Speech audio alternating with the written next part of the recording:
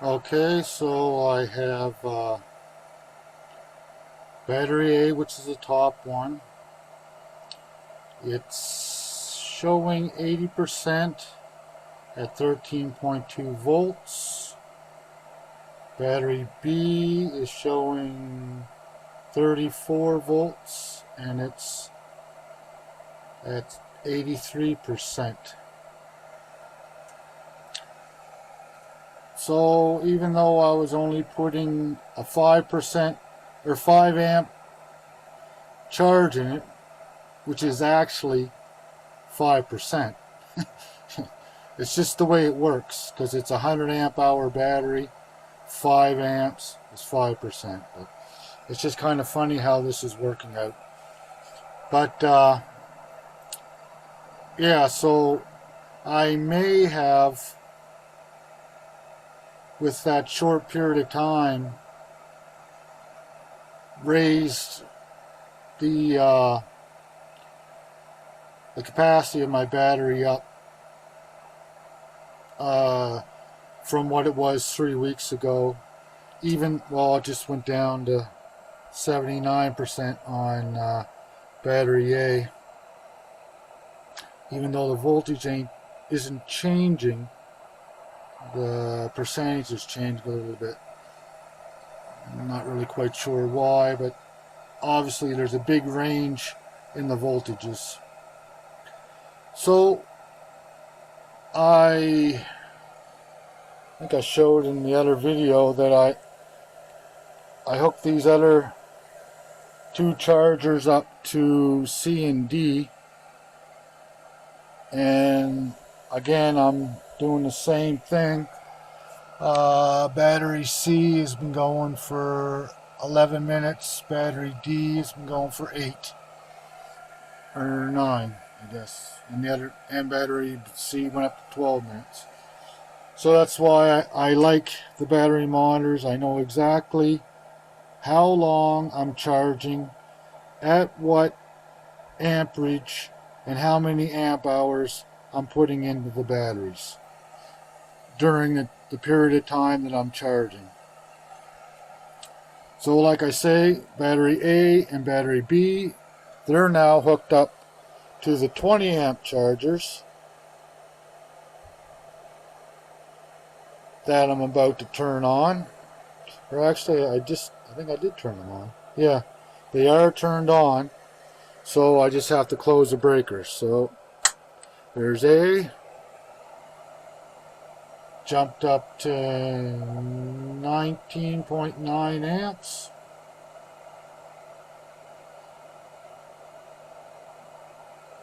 And A, I actually brought over to a different feed. I figured, well, I guess 12 volts at 20 amps, 120 volts is only 2 amps. I guess I could have everything charging off of one circuit here. I have this nice board. It's an old DJ board that I use to switch circuits on and off. But my circuit's good for 15 amps, so obviously at 2 amps I could have quite a few of them.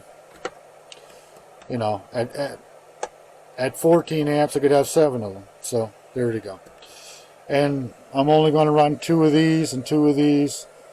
So that's what, 4, 8 amps. Because I will be raising the amperage up on these too. So I have this one engaged, and right now it's saying 98%. So I guess battery A is pretty close to being fully charged. So we'll engage battery B, turn the breaker on, and it goes to 19.9 amps. And it's showing 91% charged. So we'll let these run until they're fully charged. the battery maintenance system in the batteries will shut them off anyway. So I'm not worried about that. I'll just come down in half hour or so and check on them. And I just want to make sure they're fully charged. So these ones here, I'll put up to 10 amps. This is battery D, 10 amps. This is battery C, 10 amps.